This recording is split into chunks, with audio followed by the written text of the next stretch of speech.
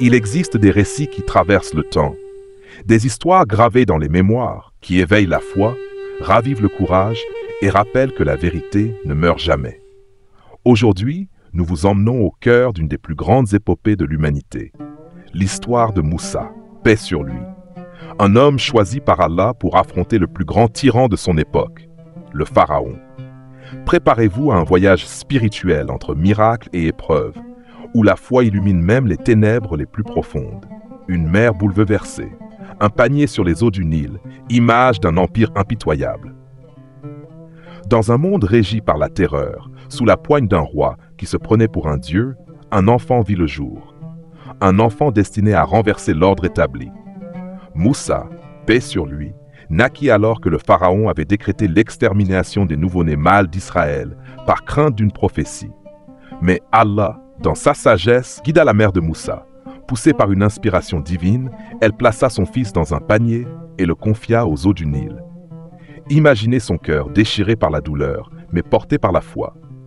Ce panier n'alla pas au hasard. Il atteignit le palais même du tyran. Et c'est la propre épouse du pharaon qui, touchée par l'innocence de l'enfant, décida de l'adopter. Ainsi Moussa grandit hors même de l'empire. Mais en lui brûlait une vérité. Il voyait l'oppression. Il entendait les plaintes de son peuple. Et la justice appelait son âme. Un jour, il fut témoin d'une agression. Un Égyptien frappait un esclave hébreu. Moussa intervint.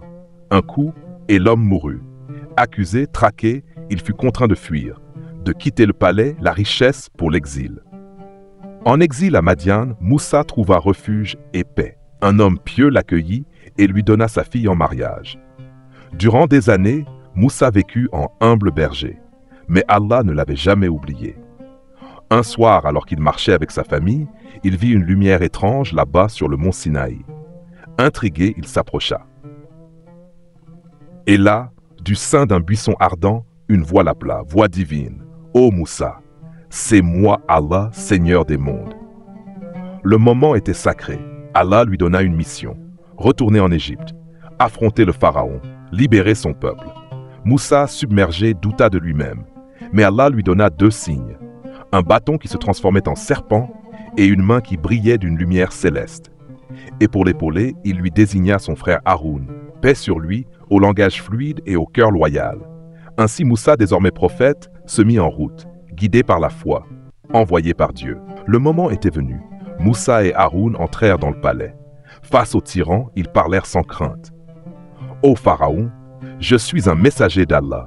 Libère les enfants d'Israël. » Le pharaon éclata de rire. Il exigea des preuves.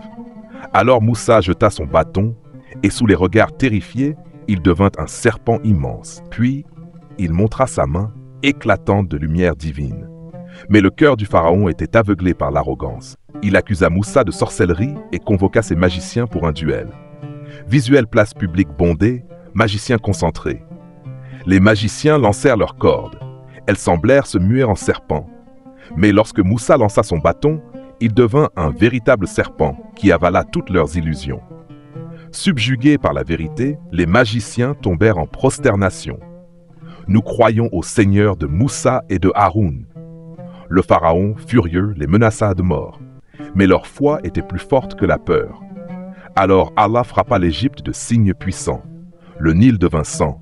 Les grenouilles, les poux, les sauterelles, les ténèbres.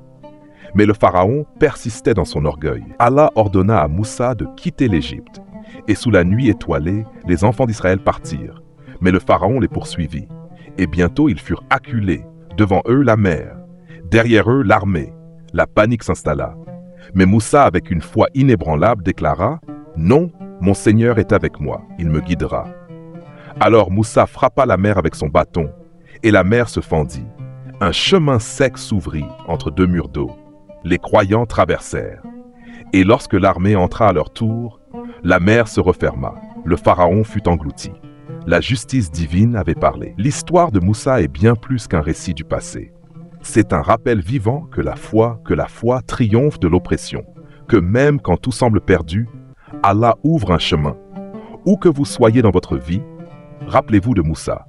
Tenez bon, croyez et marchez avec confiance vers la lumière.